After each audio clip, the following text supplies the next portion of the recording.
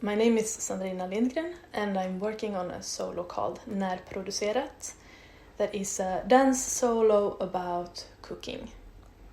And I am, as a choreographer and dancer, making the choreography and the menu for the show, and the music will be made by Teemu Korpipää. Närproducerat is a dance solo about cooking that is trying to use the movements of cooking as something that is a departure for dance movements. So dance movements as that can be free in their form and that can be informed by the quality and the texture and the postures of the actions that we are doing in the kitchen. And the way of working with dance and household movements is something that I have been now developing during a few years. I started in 2017 in another project called Household Dance Protocol, and from there on I'm continuing on this journey of researching dance and household movements. I find it a very nice way to discuss the nature of dance, why we are doing dance, and the potential that dance have. Maybe in this kind of society that we are living at this point, we consider dance as something that is either something that you do in the disco or in the club, on the dance floor, or it's something that is reserved for the professional dancers.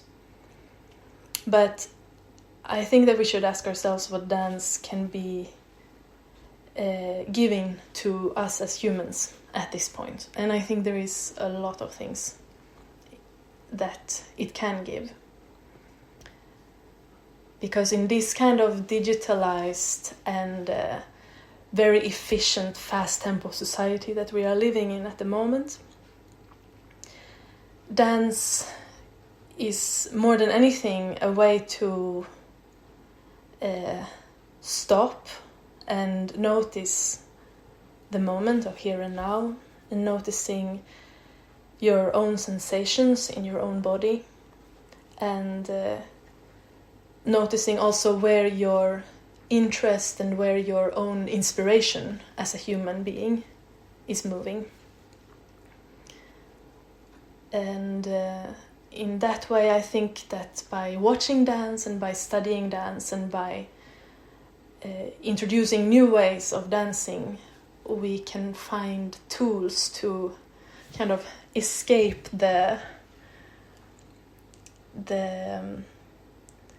this routine of everyday life and this stuckness that can be in just a regular working week. As I am here in the kitchen now rehearsing, and we are also talking about the show, I am using the movements of the kitchen to brainstorm out movements. And that's a way for me to play out material or to search for material through play.